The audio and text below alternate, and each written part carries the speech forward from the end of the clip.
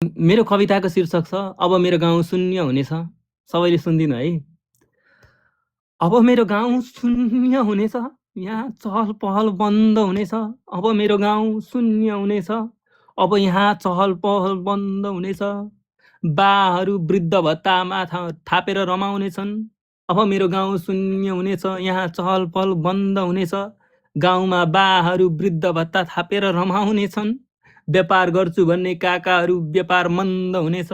व्यापार गर्छु भन्ने काकाहरूको व्यापार मन्द हुनेछ। अब मेरो गाउँ शून्य हुनेछ। बाका बाचुन्जेल छोराछोरीसँग बस्ने सपना तुइनेछ। आमाका नाति नातिना खेलाउने धोको रहिरहनेछ। बाका बाचुन्जेल छोराछोरीसँग बस्ने सपना तुइनेछ। आमाका नाति नातिना खेलाउने धोको रहिरहनेछ। अब त मेरो गाउँ शून्य हुनेछ। सरकारी स्कुलका भित्ताहरू माखुराका जाला लाग्नेछन्। सरकारी स्कुलका भित्ताभरि माखुराका जाला हुनेछन्। नेताज्यूको एकाडेमीमा डेस्क बेन्चको साटो सोफा हुनेछ। नेताज्यूको एकाडेमीमा डेस्क बेन्चको साटो सोफा हुनेछ। भोट पनि उनैलाई, नोट पनि उनैलाई हुनेछ। अब मेरो गाउँ शून्य हुनेछ। गाउँमा गाउँमा कोही मर्दा कफिन बोक्न चारतिर चारवटा व्हील चेयर हुनेछन्। गाउँमा कोही मर्दा कफिन बोक्न चारतिर चारवटा व्हील चेयरमा हुनेछन्। मलामी जाँदा एउटा लास हुनेछ। घाटमा पुग्दा 5वटा चिता हुनेछ। अब त मेरो गाउँ शून्य हुनेछ। गाउँमा ठुला ठुला गरिबी हेर्ने टावर हुनेछन्। गाउँमा ठुला ठुला गरिबी हेर्ने टावर हुनेछन्। त्यही भ्यू टावरमा ठोकिएको बाछिटा बाको चुइनो छानोमा दर्के पानी बनेर छिर्नेछ। त्यही भ्यू टावरमा ठोकिएको बाछिटा बाको चुइने छानोमा दर्के पानी बनेर छिर्नेछ। गाउँमा कोही बिरामी हुँदा अस्पताल खोज्न कालोपत्रे बाटो हुनेछ। गाउँमा कोही बिरामी हुँदा अस्पताल खोज्न कालोपत्रे बाटो हुनेछ। बाटो यति चिप्लो हुनेछ, बाटो यति धेरै चिप्लो हुनेछ।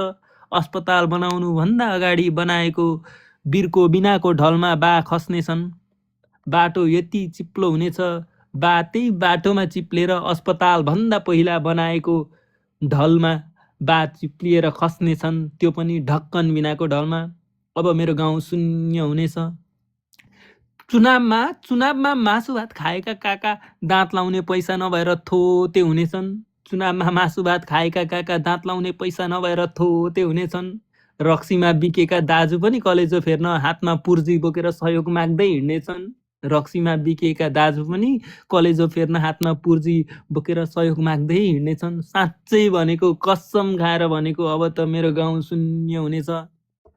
छोरो जन्मियो भने सडकमा गोली खाएर ढल्नेछ। छोरो जन्मियो भने सडकमा गोली खाएर झन् ढल्नेछ।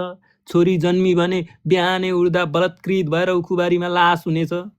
कसम, छोरो जन्मियो भने सडकमा गोली खाएर ढल्नेछ। छोरी जन्मी भने बलात्कृत भएर बिहानै उखुबारीमा जाँदा लास हुनेछ। कोखमा भएको शिशुले पनि यो देखेर भन्छ, जन्मिदिन आमा, म जन्मिँदै जन्मिन्न। अब त मेरो गाउँ शून्य हुनेछ। यतिकैमा बा सपनाबाट बिउजिन्छन्। यति देखेर यतिकैमा बा सपनाबाट बिउजिन्छन्। आत्तिँदै आए, यी सबै माथिका कुरा सुनाए अनि भन्छन्, छोरा, मेरो सपना सत्य नहोस्, अब यस्तो नरसंहार देख्न नपरोस्। अब त मेरो गाउँ रमझम हुनुपर्छ, गाउँमा पनि त सहर हुनुपर्छ। छोरा, मेरो सपना सत्य नहोस्, अब यस्तो नरसंहार देख्न नपरोस्। अब त गाउँ रमझम हुनुपर्छ, गाउँ पनि त अब सहर हुनुपर्छ। परदेशबाट फर्कने दिन आउनुपर्छ। छोरा, यो पटक अन्तिम अवसर हो, पक्कै पनि हामी सबैले घन्टीमा भोट हाल्न पर्छ। मैले जस्तो तितो सपना कसैले आइन्दा देख्न नपरोस्। युवाको देश बनाउने सपना कहिले मर्न नपरोस्। बन्छ यो देश त यसपालि नै बन्छ। बच्छ घन्टी त यसपालि बहुमत आउने गरी बच्छ। जय घन्टी। हस्, धन्यवाद। वाह वाह, दामी, कति मिठो, मार्मिक।